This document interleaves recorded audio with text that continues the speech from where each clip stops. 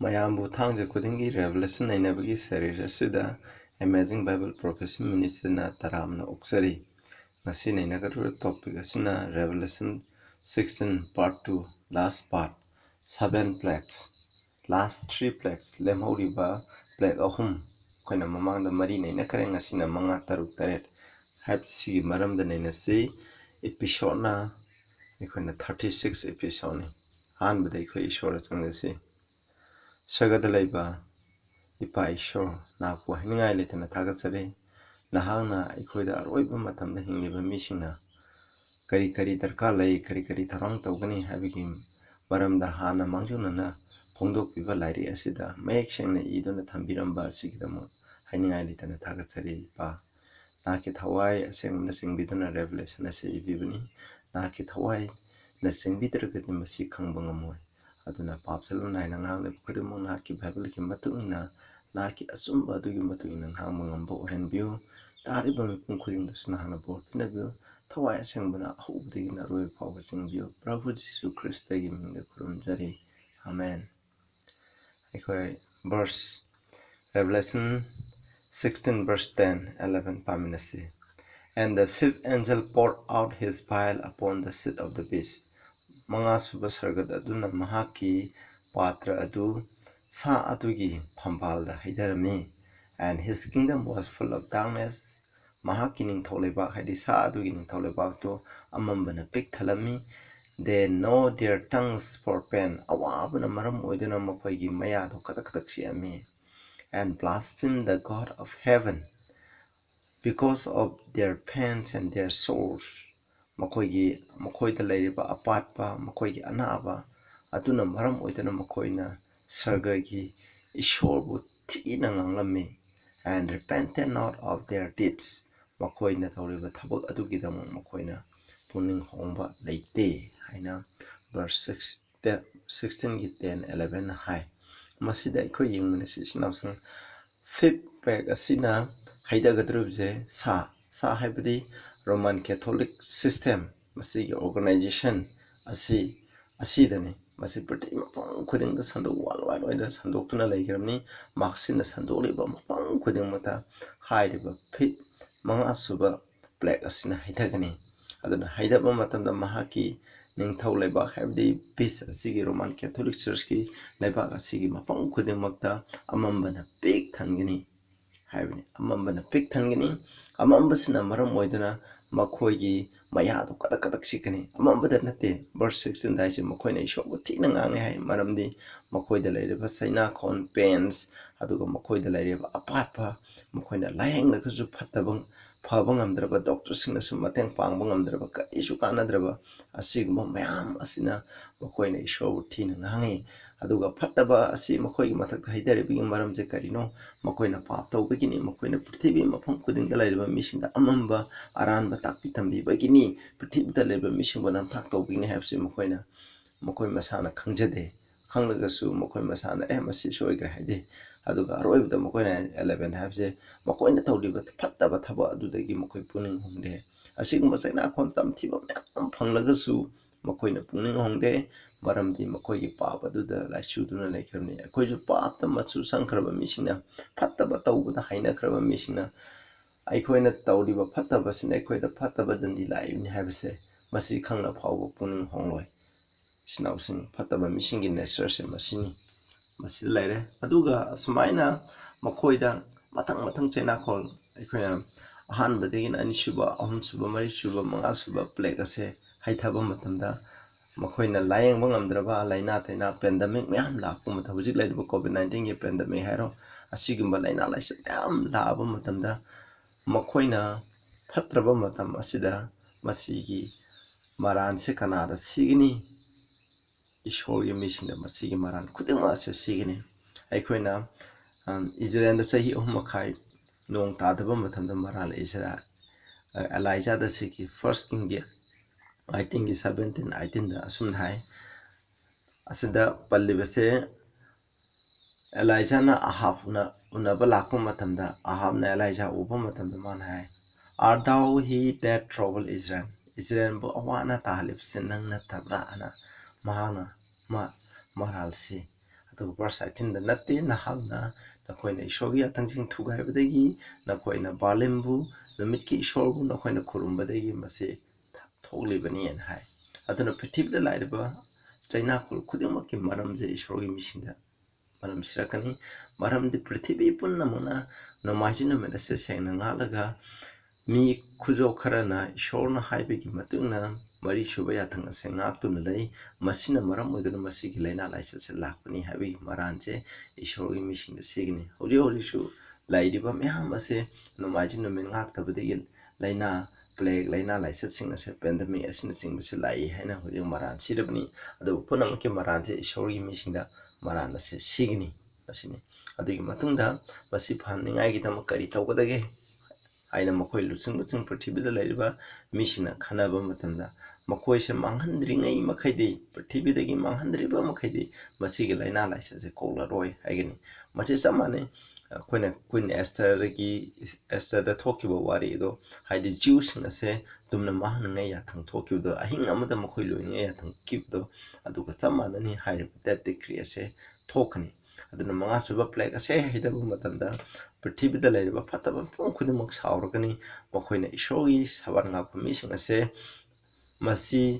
ꯄ꯭ꯔꯤꯊꯤꯕꯤꯗꯒꯤ ꯃꯥꯡꯍꯟꯅꯤꯡꯉꯥꯏ ꯍꯣꯠꯅꯔꯛꯀꯅꯤ ꯃꯔꯝꯗꯤ ꯃꯈꯣꯏꯅ ꯃꯁꯤꯒꯤ ꯅꯦꯆꯔꯗ ꯑꯣꯏꯔꯤꯕ ꯄꯦꯟꯗꯦꯃꯤꯛ ꯂꯩꯔꯤꯕ ꯃꯌꯥꯝ ꯑꯅꯥ ꯑꯄ ꯂꯥꯏꯅꯥ ꯂꯥꯏꯆꯠ ꯃꯌꯥꯝꯁꯦ ꯃꯈꯣꯏꯅ ꯊꯣꯛꯍꯟꯕꯅꯤ ꯑꯗꯨꯅ ꯃꯈꯣꯏꯁꯦ ꯃꯥꯡꯍꯟꯈꯤꯕ ꯃꯇꯝꯗ ꯏꯁꯣꯔꯒꯤ ꯑꯁꯥꯎꯕꯗ ꯐꯒꯅꯤ ꯃꯔꯝꯗꯤ ꯃꯈꯣꯏꯅ ꯅꯣꯡꯃꯥꯏꯖꯤꯡ ꯅꯨꯃꯤꯠ ꯁꯦꯡꯅ ꯉꯥꯛꯇꯦ ꯑꯗꯨꯒꯤ ꯃꯍꯨꯠꯇ ꯊꯥꯡꯖ ꯅꯨꯃꯤꯠ ꯁꯦꯡꯅ ꯉꯥꯛꯏ ꯍꯥꯏꯅꯩ ꯑꯗꯨꯒ ꯅꯨꯃꯤꯠ ꯑꯃ ꯂꯦꯞꯀꯅꯤ ꯍꯥꯏꯔꯤꯕ ꯅꯨꯃꯤꯠꯁꯤꯗ ꯃꯈꯣꯏꯁꯦ ꯃꯥꯡꯍꯟꯅꯤꯡꯉꯥꯏ ꯍꯣꯠꯅꯒꯅꯤ ꯑꯗꯨꯕꯨ ꯍꯥꯏꯔꯤꯕ ꯅꯨꯃꯤꯠ ꯑꯁꯤꯒꯤ ꯑꯍꯤꯡ ꯅꯣꯡꯌꯥꯏꯗ ꯏꯁꯣꯔꯅ ꯍꯥꯏꯕ ꯏꯟꯈ꯭ꯔꯕ ꯃꯤꯁꯤꯡ ꯑꯁꯦ ꯏꯁꯣꯔꯅ ꯀꯟꯕꯤꯒꯅꯤ ꯑꯥꯏꯖꯥ 25:9ꯗ ꯑꯁꯨꯝꯅ ꯍꯥꯏ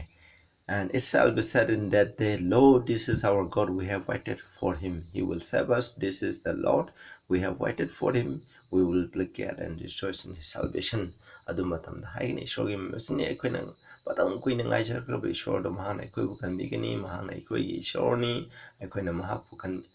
ꯃꯍꯥꯛꯄꯨ ꯉꯥꯏꯖꯕꯅꯤ ꯑꯩꯈꯣꯏꯅ ꯃꯍꯥꯛꯀꯤ ꯑꯔꯥꯡ ꯈꯨꯕꯝꯗ ꯍꯔꯥꯎꯒꯅꯤ ꯍꯥꯏꯕꯁꯦ ꯃꯁꯤꯅꯤ ꯑꯗ ꯑꯩꯈꯣꯏ ꯀꯔꯤꯁꯨ ꯀꯤꯅꯤꯡꯉꯥꯏ ꯂꯩꯇꯦ ꯑꯩꯈꯣꯏ ꯏꯁꯣꯔꯅ ꯍꯥꯏꯕꯁꯤ ꯏꯟꯁꯤ ꯑꯗꯨ ꯑꯣꯏꯕ ꯇꯥꯔꯗꯤ ꯃꯤꯅ ꯑꯩꯈꯣꯏꯗ ꯍꯥꯠꯅꯤꯡꯉꯥꯏ ꯍꯣꯠꯅꯕ ꯇꯥꯔꯕꯁꯨ ꯑꯩꯈꯣꯏꯕꯨ ꯀꯟꯕꯤꯒꯅꯤ ꯑꯩꯈꯣꯏꯕꯨ ꯏꯁꯣꯔꯅ ꯀꯟꯕꯤꯒꯅꯤ ꯏꯁꯣꯔꯗ ꯆꯪꯖꯕ ꯅꯠꯇꯅ ꯑꯩꯈꯣꯏꯒꯤ ꯎꯄꯥꯏ ꯂꯩꯇꯦ ꯍꯥꯏꯕꯁꯤꯅꯤ ꯃꯈꯥ ꯇꯥꯅ ꯑꯃꯨꯛ ꯆꯪꯖꯃꯤꯟꯅꯁꯤ Revelation 16:12 And the sixth angel poured out his vial upon the great river Euphrates, and the water thereof was dried up, and the way of the kings of the east might be prepared. aduna masina taruk suba plague ni aduga taruk suba plague asi kanai mathakta hidabra haibda Euphrates ki mathakta hidai masi ekoina aduga maduda lairiba Euphrates turenda lairiba ising makhaise loina kangi hairiba Euphrates river ki turenda se kangba asina maram oidina kings of the east haidin nongchupki ningthosing ase langngai gi lambi do mahang semi hai ekoi amu yengna se mase symbolic ni hoi masigi drying masigi kangba se mase symbolic way badu ekoi ne yengse spiritual effect ekoi yengse hoji Euphrates river asigi mathakta nate mase spiritual effect ni mase ekoi yengna se ekoi na wicked phattaba missing ase Isaiah 57:20 gi matuna trouble si hai ꯑꯩꯈꯣꯏꯅ ꯌꯥꯝꯅ ꯏꯊꯛ ꯏꯔꯥꯎ ꯈꯣꯟ ꯂꯩꯕ ꯌꯥꯝꯅ ꯑꯀꯤꯕꯒꯤ ꯃꯁꯛ ꯑꯣꯏꯔꯕ ꯁꯃꯨꯗ꯭ꯔ ꯑꯁꯦ ꯐꯠꯇꯕ ꯃꯤꯁꯤꯡꯅ ꯆꯥꯡꯗꯝꯅꯩ ꯃꯁꯤꯅꯤ ꯑꯗꯨꯒ ꯐꯠꯇꯕ ꯃꯤꯁꯤꯡꯒꯤ ꯏꯁꯤꯡ ꯏꯆꯥꯎꯁꯦ ꯐꯠꯇꯕ ꯃꯤꯁꯤꯡꯅ ꯆꯥꯡꯗꯝꯅꯩ ꯑꯗꯨꯅ ꯁꯦꯀꯟ ꯁꯦ ꯇꯦꯛꯁ ꯃꯌꯥꯝ ꯂꯩ ꯇꯦꯛꯁꯁꯤꯡ ꯑꯁꯤ ꯅꯈꯣꯏ ꯄꯥꯕꯤꯌꯨ ꯑꯩꯗꯤ ꯄꯥꯖꯔꯣꯏ 2 Samuel 22:5 ꯈꯇꯪ When the waves of the dead compassed me, the floods of ungodly men made me afraid. Floods of ungodly men. Fattaba misingi ising isao mukogi mangta ngai honaba masi haibne masina. Aduna fattaba ising isao ase fattaba misinga sangdamai Bible gi matuna. Aduna masida paliba spiritually for ase aikoina fattaba mising tibida laiba fattaba mising adubani aikoina mu yengse aikoina thaini gi mamangi ifret turela sengche Euphrates turela se thaina mamangi Euphrates turela se Babylon hairiba mamangi da leramba ekona prithibigi super power ramba Nebuchadnezzar ki ningthauleba Nebuchadnezzar gi matamdagi super power oikiba atugumba Babylon hairiba turen asiki mai phauruga Euphrates asina seleba aduna masigi Euphrates masi kamai taro Babylon Cyrus na Babylon se kamai na loksan gibage haiba matana masigi mai de selebe Euphrates nakalam da kenel ama taro ka ture ama taro kan ising du thaira kan kangala kan mukhui gi makha da get pan mani haiba get sing atu da sanglaga na koina Isaiah 45 44 gi last ki na koina par de masi khangani mamang da soina kyara khana haijakre adu ngasi detail on chaloroi adu sala kan da mukhui ke to changaga mukhui gi khuna Daniel chapter 6 Daniel chapter 5 ki je aikoina 5 ki aroiba 30 31 aduda masai Belshazzar gi mako do kakhimni asumai tawraga Darius amasung Cyrus na Babylon na seloksan ki aduga chamane sinausa aduga badugi adumai tawra kangbane aduga kangba haide turendo kangaga Babylon gi marai buloi aduna masida paliba spiritual Euphrates aikoina spiritual Babylon haibidi aikoina mamang da haijakare prithibida lairiba aikoina Roman Catholic Church amsung masigi matung induna mai ki takui tambi gi matuna saliba false Protestant denomination kuding asina pulaga Babylon na semani hairiba Babylon na se Roman Catholic support tawba mokoi kuding ase mokoi loiba matam ama lakani hani kangba haibidi masida yauriba missing masima habu support tawriba missing ase masi loiba gi matam ama lakani masi karama matam da lakani akoi yengmin se akoina khangani hairiba fifth plague aduga asigi matam dagi de mokoi khangani akoina sixth plague lakpa matam dani mokoi khangani hairi Roman Catholic system amsung apostle Protestant sing asibu support tawriba mokoi gi luchingba support tawriba missing sixth plague ki matam dagi de mokoi se hairiba luchingba sing asina false system asina mokoi bu namthak tawbi kare habje matam asina mokoi prithibida ba khudima akona hairiba system asibu support tawriba khudimana khangakane ado khangakpa matamda mamai thangdadi mokoi bu namthak tawbo mokoi norok ta chalaga na habse khangani masi norok ta chalaga dubigi maram se karino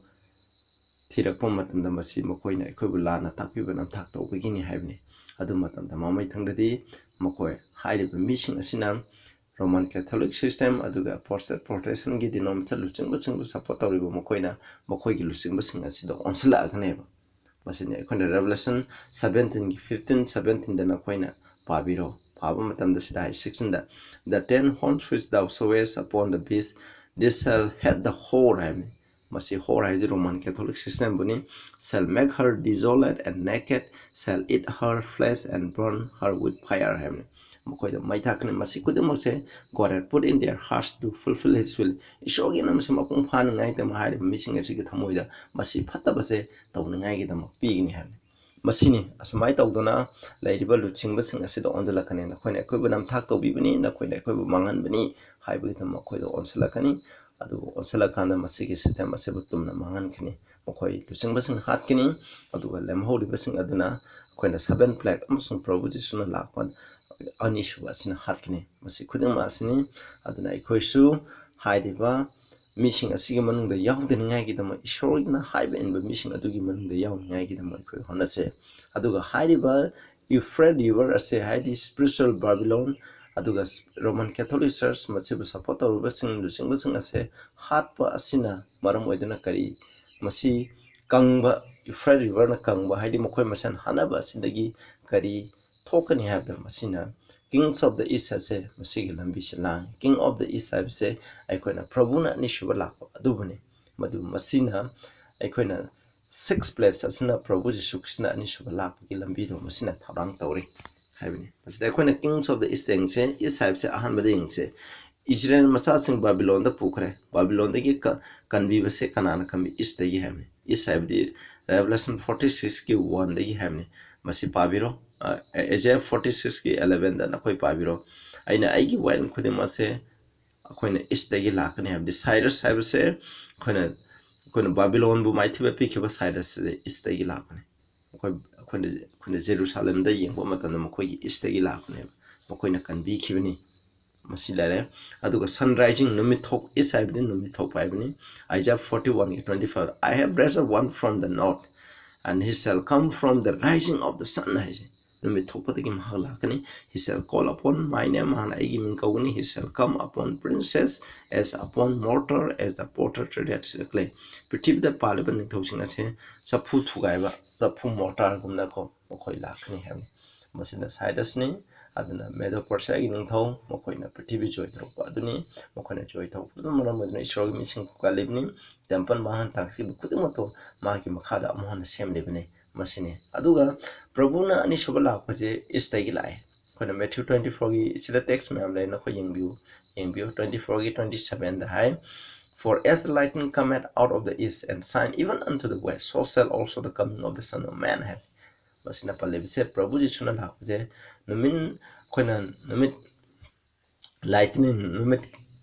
khakpa asina koina nong khakpa lawba koina thunder tawba masina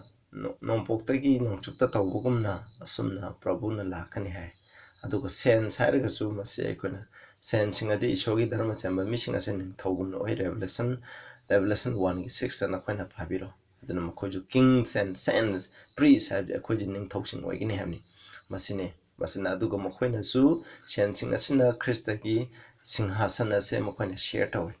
akhoina yengba ya akhoina revelation 3 gi 21 20 gi 4 6 ta akhoina khangani masini aduna king of the east have na palebise kanano kings of the east have the Prabhu Jesu Christ ne maramde Prabhu Jesu Christ na maki sensing aduga loina na prithibita laiba phattaba mising asigi martalan hogani aduna masini snawsang aikhoi shu yawribni aikhoi ju ishorgi asum sandoi ba aikhoi je Prabhu Jesu Christ gi misang ne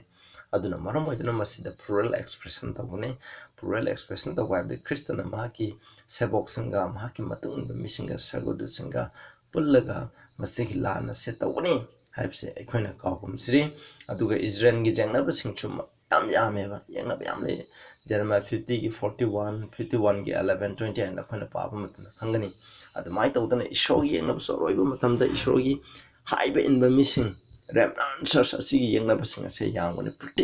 prithvi da leiba kudingma asina prithvi da leiba ning thau leiba church denomination leiba religious system leiba kudingma asina ishogi arobi remnant people ishona haiba inba missing asigi markta oi leira kaneba aduna makoi yangnaba yamgani maduna maram oiduna aikoi yangnaba singna aikoi gi lan tharokani madugi tama aikoi king of the east have se masi plural in expression thawdi bane isnausing koi yangmanda se mathangda verse 16 14 13 14 yangmanda se and I saw three unclean spirit like frog came out of the mouth of dragon hadi phattaba thawai asengba thawai ahum hadi hangoi gumna Chinglai adugi masindagi out of the mouth of beast ha adugi masindagi sa have the Roman Catholic Church ni masigi masindagi out of the mouth of the false prophet aran batakwiba maichu adugi masindagi tholai ham phattaba uncleansing ade devil gi koina satan gi spirit singni ko yengmana se 14 da for they are the spirits of devils haiba phattaba thawai ahum ase satan gi diabol gi thawai sini working miracle mo koina ngak pake amram pangthoi which go forth unto the kings of the prithvi da laiba ning thoksing haibadi prithvi da laiba angam thoksing sarkal laiba kodama asida satkani of the whole world prithvi panamakta to gather them to the battle of the great day of God Almighty angam ba ishoyi aduguma lana adu makoi je makoi khomjan ngai gi dum makoi michang khom ngai gi dum chatli hai koi sida yang si dragon koina revelation 12 na koini bomatam da koina khangani Satan hamni adugo masta palib spiritualism oroina Satan sinareba spiritualism asiba misina koina am hinkala la koida tabak suri habse masi aram tapi tambi base masi buna spiritualism haina khanai masi maram sai no padana samona matam jarake aduga bis habse koina revelation 13 da koina ne kibi matuna Roman Catholic Church the papacy masi aran tapi tambi system masi bu khanai aduga false prophet habna Bible gi matinga masi kaino aranba fall apostate Protestantism hadi aranba takpitan ba Sunday nga iba nomai jinga iba aranba takpitan biriba church denomination khudima asibu apostate Protestantism haina khanai masini aduga kings of the heart haina prithvi da leiba sarkar khudima asibu ikane mentawe hauski matamda aduna punama asibuni aduna masida laiba huji laiba koina false healing ni tawriba misingje makoi movement so yengbiu hangoi gumna chamda gani makhut ani duna atiara thangkala go masade hangoi ne chongbai mong ko makoi andam loina ugani makoi yengbiu manna yengbiu ko adum masi chamane masi hangoi gumna haibne hangoi gumna makoi false healersing ꯂꯩꯔꯤꯕ ꯈꯨꯗꯤꯡꯃꯛ ꯍꯧꯖꯤꯛ ꯑꯉꯛꯄ ꯌꯥꯝ ꯄꯥꯡꯊꯣꯛꯅ ꯇꯧꯔꯤꯕꯁꯤꯡꯁꯦ ꯑꯩꯈꯣꯏ ꯌꯦꯡꯕꯤꯌꯨ ꯃꯁꯤ ꯏꯁꯣꯔꯗꯒꯤ ꯅꯠꯇꯦ ꯁꯩꯇꯥꯟꯗꯒꯤꯅꯤ ꯃꯁꯤ ꯃꯈꯣꯏꯅ ꯇꯧꯔꯤꯕ ꯈꯨꯗꯤꯡꯃꯛꯁꯦ ꯃꯁꯤꯒꯤ ꯆꯞ ꯃꯥꯟꯅꯒꯅꯤ ꯍꯥꯏꯕꯅꯤ ꯃꯁꯤꯗꯤ 6 plaqueꯀꯤ ꯃꯇꯨꯡꯗ ꯂꯥꯛꯄ ꯅꯠꯇꯦ ꯃꯁꯤꯒꯤ ꯏꯚꯦꯟꯁꯤ ꯃꯁꯤꯗ ꯏꯚꯦꯟ ꯇꯧꯔꯤꯁꯦ ꯍꯥꯟꯅꯗꯒꯤ ꯊꯣꯛꯂꯛꯄꯅ ꯍꯧꯖꯤꯛꯁꯨ ꯊꯣꯛꯂꯤꯕꯅꯤ ꯃꯁꯤ ꯑꯔꯣꯏꯕ ꯂꯥꯟ ꯕꯦꯇꯜ ꯑꯣꯐ ꯑꯦꯃꯔꯒꯦꯗꯣꯟ ꯑꯗꯨꯒꯤꯗꯃꯛ ꯑꯔꯣꯏꯕꯒꯤ ꯂꯥꯟ ꯏꯁꯣꯔꯒꯤ ꯃꯤꯁꯤꯡꯗ ꯐꯠꯇꯕ ꯃꯤꯁꯤꯡ ꯑꯔꯥꯟꯕ ꯗꯤꯅꯣꯃꯤꯅꯦꯁꯟꯁꯤꯡ ꯑꯗꯨꯒ ꯗ ꯕꯤꯁ ꯄꯋꯥꯔ ꯑꯁꯤꯅ ꯏꯁꯣꯔꯒꯤ ꯃꯤꯁꯤꯡꯗ ꯂꯥꯟ ꯁꯣꯛꯅꯒꯗꯕꯗꯣ ꯑꯗꯨꯒ ꯁꯩꯇꯥꯟꯅꯁꯨ ꯃꯈꯣꯏꯁꯦ ꯃꯤꯆꯪ ꯈꯣꯝꯂꯒ ꯏꯁꯣꯔꯒꯤ ꯃꯤꯁꯤꯡ ꯃꯥꯡꯍꯟꯅꯤꯡꯉꯥꯏꯒꯤꯗꯃꯛ ꯂꯥꯟ ꯇꯧꯕꯗꯣ ꯃꯗꯨꯒꯤꯗꯃꯛ ꯁꯦꯝ ꯁꯥꯔꯤꯕꯅꯤ ꯑꯁꯨꯃꯥꯏꯅ ꯇꯧꯅꯁꯨ ꯏꯁꯣꯔꯅꯁꯨ ꯃꯈꯣꯏꯅ ꯃꯁꯤ ꯏꯁꯣꯔꯅ ꯔꯦꯚꯦꯂꯦꯁꯟ 14ꯒꯤ ꯑꯩꯈꯣꯏꯅ 6 12 ꯐꯥꯎꯕꯗ 3 ꯑꯦꯟꯖꯦꯜ ꯃꯦꯁꯦꯖꯁꯦ ꯁꯤꯒꯤ ꯃꯄꯥꯟ ꯏꯁꯣꯔꯒꯤ ꯃꯤꯁꯤꯡꯒꯤ ꯄ꯭ꯔꯤꯊꯤꯕꯤ ꯃꯐꯝ ꯈꯨꯗꯤꯡꯗ ꯎꯐꯥꯎ ꯁꯟꯗꯣꯛ ꯈꯣꯝꯃꯦꯕ ꯑꯁꯨꯃꯥꯏꯅ ꯇꯧꯗꯅ ꯁꯩꯇꯥꯟꯅꯁꯨ ꯃꯈꯤ 3 unclean spirits ꯁꯦꯡꯗꯕ ꯊꯋꯥꯏ ꯑꯍꯨꯝꯁꯤꯒꯤ ꯃꯄꯥꯟꯗ ꯃꯥꯒꯤ ꯃꯤꯁꯟ ꯈꯣꯝꯂꯤ ꯍꯥꯏꯕꯁꯦ ꯃꯁꯤ ꯃꯔꯝꯗ ꯌꯥꯝꯅ ꯀꯨꯞꯅ ꯅꯩꯅꯕ ꯌꯥꯕꯅꯤ ꯑꯗꯨꯕꯨ ꯃꯇꯝ ꯂꯩꯇꯕꯅ ꯃꯔꯝ ꯑꯣꯏꯗꯨꯅ ꯃꯁꯥꯏꯗ ꯑꯩꯈꯣꯏꯅ ꯂꯣꯏꯁꯤꯜꯂꯁꯤ ꯑꯩꯈꯣꯏꯅ ꯃꯊꯪꯗ ꯌꯦꯡꯁꯤ verse 15ꯗ Behold, I come as a thief, blessed is he that watcheth and keepeth his garment. ꯌꯦꯡꯉꯨ ꯑꯩ ꯍꯨꯔꯥꯟꯕꯒꯨꯝꯅ ꯂꯥꯛꯀꯅꯤ ꯃꯤꯡꯁꯦꯟ ꯈꯥꯡꯂꯤꯕ ꯑꯗꯨꯒ ꯃꯍꯥꯛꯀꯤ ꯐꯤꯖꯣꯜ ꯑꯗꯨꯕꯨ ꯉꯥꯛ ꯁꯦꯜꯂꯤꯕ ꯍꯥꯏꯗꯤ ꯃꯣꯠꯍꯟꯗꯅ ꯊꯝꯂꯤꯕ ꯃꯍꯥꯛ ꯑꯗꯨ ꯌꯥꯏꯐꯕꯅꯤ lest he walk naked ꯃꯔꯝꯗꯤ ꯃꯍꯥꯛꯅ ꯐꯤ ꯊꯣꯡꯗꯅ ꯆꯠꯇꯅꯤꯡꯉꯥꯏꯒꯤꯗꯃꯛ ꯗꯦꯁꯤ ꯍꯤꯁꯦ ꯃꯍꯥꯛꯀꯤ ꯏꯀꯥꯏꯕꯗꯣ ꯎꯗꯅꯤꯡꯉꯥꯏꯒꯤꯗꯃꯛ ꯃꯈꯣꯏ ꯐꯤ ꯐꯖꯅ ꯁꯦꯠꯂꯤꯕ ꯃꯤꯁꯤꯡ ꯑꯗꯣ ꯌꯥꯏꯐꯕꯅꯤ ꯍꯥꯏ ꯃꯁꯤꯗ ꯑꯩꯈꯣꯏꯅ ꯒꯔꯃꯦꯟ ꯍꯥꯏꯕꯁꯦ ꯑꯩꯈꯣꯏꯅ ꯑꯃꯨꯛ ꯌꯦꯡꯕ ꯌꯥꯏ ꯑꯥꯏꯖꯤꯌꯥ 64:6 ꯑꯗꯨ ꯑꯥꯏꯖꯤꯌꯥ 59:6 ꯑꯗꯨ ꯔꯦꯚꯦꯂꯦꯁꯟ 19ꯒꯤ 7-8 ꯑꯩꯈꯣꯏꯅ ꯍꯥꯏꯔꯤꯕ ꯇꯦꯛꯁꯁꯤꯡꯁꯦ ꯄꯥꯕꯤꯔꯣ ꯔꯦꯚꯦꯂꯦꯁꯟ 19ꯒꯤ 7-8ꯀꯤ ꯃꯇꯨꯡꯗꯗꯤ ꯑꯩꯈꯣꯏꯅ ꯒꯥꯔꯃꯦꯟ ꯍꯥꯏꯕꯁꯤ ꯀꯩꯅꯣ ꯑꯩꯈꯣꯏꯅ ꯙꯔꯃ ꯆꯦꯟꯕ ꯐꯤꯖꯣꯜ ꯑꯗꯨꯕꯨ ꯑꯩꯈꯣꯏꯅ ꯈꯪꯅꯩꯕ ꯑꯗꯨꯅ ꯃꯁꯤꯗ ꯂꯩꯔꯤꯕꯁꯦ ꯍꯥꯏꯗꯤ ꯅꯪ ꯐꯖꯅ ꯄ꯭ꯔꯚꯨꯒꯤ ꯂꯝꯆꯠ ꯁꯥꯖꯠ ꯆꯠꯂꯤꯕ ꯕꯥꯏꯕꯜꯒꯤ ꯃꯇꯨꯡꯅ ꯑꯁꯦꯡꯕ ꯙꯔꯃ ꯆꯦꯟꯕꯒꯤ ꯐꯤꯖꯣꯜ ꯁꯦꯠꯂꯤꯕ ꯑꯗꯨꯒꯨꯝꯕ ꯃꯤꯁꯤꯡ ꯑꯗꯣ ꯌꯥꯏꯐꯕꯅꯤ ꯍꯥꯏꯕꯅꯤ ꯃꯤꯡꯁꯦꯟ ꯈꯥꯡꯂꯒ ꯑꯗꯨꯒꯨꯝꯕ ꯃꯤꯁꯤꯡ ꯑꯗꯣ ꯌꯥꯏꯐꯕꯅꯤ ꯍꯥꯏꯕꯅꯤ ꯃꯔꯝꯗꯤ ꯑꯗꯨꯒꯨꯝꯕ ꯃꯤꯁꯤꯡꯗꯣ ꯄ꯭ꯔꯚꯨꯅ ꯂꯥꯛꯄ ꯃꯇꯝꯗ ꯍꯤꯡꯒꯅꯤ ꯑꯗꯨꯅ ꯑꯩꯈꯣꯏꯁꯨ ꯈ꯭ꯔꯤꯁꯇꯒ ꯂꯝꯆꯠ ꯃꯥꯟꯅꯅꯤꯡꯉꯥꯏꯒꯤꯗꯃꯛ ꯑꯩꯈꯣꯏꯅ ꯕꯥꯏꯕꯜꯅ ꯍꯥꯏꯕ ꯈꯨꯗꯤꯡꯃꯛꯁꯦ ꯑꯩꯈꯣꯏ ꯏꯜꯂꯒ ꯆꯠꯃꯤꯟꯅꯁꯤ ꯍꯥꯏꯁꯦ ꯑꯩꯅ ꯍꯥꯏꯃꯤꯟꯅꯕꯅꯤ ꯑꯗꯨꯒ ꯑꯔꯣꯏꯕꯗ ꯌꯦꯡꯁꯤ verse 16ꯗ And he gathered them together into a place called in Hebrew tongue Armageddon ꯍꯥꯏꯕꯅꯤ ꯑꯗꯨꯒ ꯃꯍꯥꯛꯅ ꯃꯈꯣꯏ ꯑꯁꯦ ꯍꯤꯕ꯭ꯔꯨꯒꯤ ꯂꯣꯟꯗ Armageddon ꯍꯥꯏꯕ ꯃꯐꯝ ꯑꯗꯨꯗ ꯃꯈꯣꯏꯕꯨ ꯄꯨꯟꯅ ꯃꯈꯣꯏ ꯈꯣꯝꯖꯤꯜꯂꯝꯃꯤ ꯑꯩꯈꯣꯏ ꯌꯦꯡꯁꯤ Armageddon ꯍꯥꯏꯕꯒꯤ ꯃꯥꯒꯤ ꯃꯤꯅꯤꯡꯁꯦ har plus Megiddo ꯍꯥꯏꯕꯁꯤꯅ ꯄꯨꯟꯕꯅꯤ har ꯍꯥꯏꯕꯒꯤ ꯃꯤꯅꯤꯡꯅ mountain ꯍꯥꯏꯕꯅꯤ Megiddo ꯍꯥꯏꯕꯒꯤꯅ slaughter ꯍꯥꯏꯕꯅꯤ ꯇꯨꯝꯅ ꯍꯥꯠꯄ ꯍꯥꯏꯕꯅꯤ ꯑꯗꯨꯅ Armageddon ꯍꯥꯏꯕꯒꯤ ꯑꯔꯊꯗꯤ mountain of slaughter ꯍꯥꯏꯕꯅꯤ ꯍꯥꯏꯗꯤ ꯑꯗꯨꯅ ꯇꯨꯝꯅ ꯍꯥꯠꯄꯒꯤ ꯆꯤꯡꯖꯥꯎ ꯍꯥꯏꯕꯅꯤ ꯃꯁꯤꯒꯤ ꯑꯔꯊ ꯑꯩꯈꯣꯏ ꯌꯦꯡꯁꯤ ꯃꯁꯤ ꯑꯩꯈꯣꯏꯅ ꯑꯔꯣꯏꯕ ꯃꯇꯝꯗ ꯏꯁꯣꯔꯒꯤ ꯃꯤꯁꯤꯡꯅ ꯐꯠꯇꯕ ꯃꯤꯁꯤꯡ ꯁꯥꯒꯤ ꯁꯛꯇꯤ ꯑꯗꯨꯒ ꯃꯍꯥꯛꯀꯤ ꯃꯇꯨꯡ ꯏꯜꯂꯤꯕ ꯃꯤꯁꯤꯡ ꯑꯗꯣ ꯐꯣꯜꯁ ꯁꯤꯁꯇꯦꯝ ꯁꯟꯗꯦ ꯋꯥꯔꯁꯤꯞ ꯇꯧꯔꯤꯕ ꯑꯗꯨꯒꯨꯝꯕ ꯃꯤꯁꯤꯡ ꯑꯔꯣꯏꯕ ꯃꯇꯝꯒꯤ ꯍꯥꯏꯕꯅꯤꯀꯣ ꯏꯁꯣꯔꯅ ꯁꯟꯗꯦ ꯂꯣ ꯄꯥꯁ ꯇꯧꯕ ꯃꯇꯝꯗ ꯑꯗꯨꯒꯨꯝꯕ ꯃꯇꯝꯒꯤ ꯃꯤꯁꯤꯡ ꯑꯗꯨꯅ ꯏꯁꯣꯔꯒꯤ ꯃꯤꯁꯤꯡꯕꯨ ꯍꯥꯠꯅꯤꯡꯉꯥꯏꯒꯤꯗꯃꯛ ꯂꯃꯟ ꯈꯨꯝꯕ ꯑꯣꯏꯅ ꯍꯥꯏꯔꯤꯕ ꯐꯠꯇꯕ ꯃꯤꯁꯤꯡ ꯄ꯭ꯔꯚꯨꯅ ꯑꯅꯤꯁꯨꯕ ꯂꯥꯛꯄ ꯃꯇꯝꯗ ꯇꯨꯝꯅ ꯃꯥꯡꯍꯟꯕꯁꯦ ꯃꯁꯤꯕꯨ ꯑꯩꯈꯣꯏꯅ Armageddon ꯍꯥꯏꯅ ꯈꯪꯅꯩ ꯃꯁꯤꯒꯤ ꯃꯇꯝ ꯑꯁꯤꯕꯨꯅꯤ ꯃꯁꯤꯅꯤ ꯑꯅꯤꯁꯨꯕ ꯂꯥꯛꯄ ꯃꯇꯝꯗ ꯃꯥꯒꯤ ꯌꯦꯛꯅꯕꯁꯤꯡ ꯇꯨꯝꯅ ꯃꯥꯡꯍꯟꯕꯗꯣ ꯑꯩꯈꯣꯏꯅ ꯌꯦꯡꯁꯦ ꯖꯦꯔꯦꯃꯤꯌꯥ 25ꯒꯤ 30ꯗꯒꯤꯅ 33 ꯑꯗꯨꯒ Zephaniah 3ꯒꯤ 8 ꯌꯦꯡꯕ ꯃꯇꯝꯗ ꯑꯔꯣꯏꯕ ꯃꯇꯝꯗ ꯏꯁꯣꯔꯅꯀꯣ ꯃꯤ ꯇꯨꯝꯅ ꯍꯥꯠꯈ꯭ꯔꯦ ꯄ꯭ꯔꯤꯊꯤꯕꯤꯗ 33ꯗ ꯌꯦꯡꯁꯤꯀꯣ And the slain of the Lord shall be at that day from one end of the earth even unto the other end of the earth ꯄ꯭ꯔꯤꯊꯤꯕꯤ ꯑꯔꯣꯏꯕ ꯑꯃꯗꯒꯤꯅ ꯑꯔꯣꯏꯕ ꯐꯥꯎꯕ ꯃꯇꯝꯗ ꯏꯁꯣꯔꯒꯤ ꯑꯅꯤꯁꯨꯕ ꯂꯥꯛꯄ ꯃꯇꯝꯗ ꯍꯥꯠꯄ ꯃꯤ ꯃꯁꯤꯡꯒꯤ ꯑꯃꯗꯨ ꯑꯣꯏꯒꯗꯕꯅꯤ ꯃꯈꯣꯏꯁꯦ ꯐꯨꯝꯁꯨ ꯐꯨꯝꯃꯣꯏ ꯃꯈꯣꯏ ꯇꯦꯡꯊꯥꯔꯣꯏ ꯃꯔꯝꯗꯤ ꯃꯈꯣꯏ ꯄ꯭ꯔꯤꯊꯤꯕꯤꯗ ꯑꯩꯈꯣꯏꯅ ꯐꯠꯇꯕ ꯑꯃꯥꯡꯕ ꯑꯣꯏꯅ ꯑꯣꯜꯂꯒ ꯂꯩꯒꯅꯤ ꯍꯥꯏꯕꯅꯤ ꯃꯁꯤ ꯇꯨꯝꯅ ꯃꯥꯡꯒꯅꯤ ꯑꯗꯨꯅ ꯃꯁꯤꯒꯤ ꯕꯦꯇꯜ ꯏꯁꯣꯔꯒꯤ ꯃꯤꯁꯤꯡꯗ ꯑꯩꯈꯣꯏ ꯃꯊꯪꯒꯤ ꯆꯦꯞꯇꯔꯗ ꯐꯖꯅ ꯅꯩꯅꯁꯤ ꯔꯦꯚꯦꯂꯦꯁꯟ 17ꯗꯃꯁꯤꯒꯤ ꯕꯦꯇꯜꯁꯤꯒꯤ Armageddonꯒꯤ ꯃꯔꯝꯗ ꯅꯩꯅꯒꯅꯤ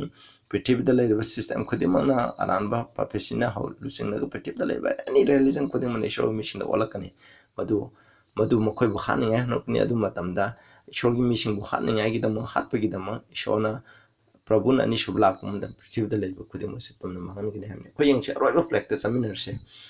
Revelation 16ꯒꯤ 7 And the seventh angel poured out his vial into the ear and there came a great voice out of the temple of heaven from the throne saying it is done aduna mana nungsita hitargani magi taret suba plate se masi matamda ishori chingasandagi loikhre haina lakani it is done adana maki thabak se loikre hamni it is done hai ragdi loire prabhu na nishuba lagani hamni. There were voices and thunder, lightning. There was a great earthquake, such as was not since men were upon the earth. So mighty an earthquake and so great. Adana lightning no khak polabu mamit khak polabu khudima ki khondem dai protect the so earthquake amathoi have the prabhu na nishuba lagtingi mama na masi thokne. Aduna prithibida hariba earthquake suka matik chawre aduga prithibida mi taraktingi mama na thokidaba earthquake ni hamni. Masigi earthquake se thokadagi maram se karina hai matamde ishorda prabhu ji sukhisangoda thajaduna sekhiba missing ase makhoi ase bu khomdin bagi mini mi khara amdadi sa san na macha sela sakhibe ai khangde aduba earthquake asina loina ishorgi missing ase masini haugatni ngai kidama hingkat ngai kidama momphom sing ado thugai bagi thaba ado tawgodribni masi 19 da khoi yangsi the great city was divided into three parts aduga sahar adu ekhona Babylon da sarom thona kainamni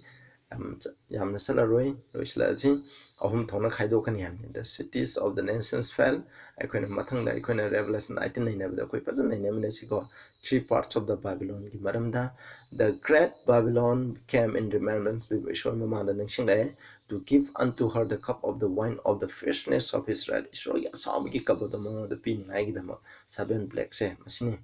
kawum se and every island fled away prithibida leiba akoina ithat makhai do loina mungkani the mountains were not found singchang makhai loina leite manhan khragani there fell upon men a great hail out of heaven every stone above the weight of a talent and nung la e masida yarje nung havni nungi len tarakani ado masid talent amagi arumbani man blaspheme God mina shobatinangai because of the plague of the hell plague asina maramodana for the plague thereof was exceedingly mighty plague askumatik chawi hai adu hawbada asigumba leina laisa tare leibung hawbada mokone pung homi wakhle isho khoi lan khra ai misina ko adam ishobu thina ngai telena magi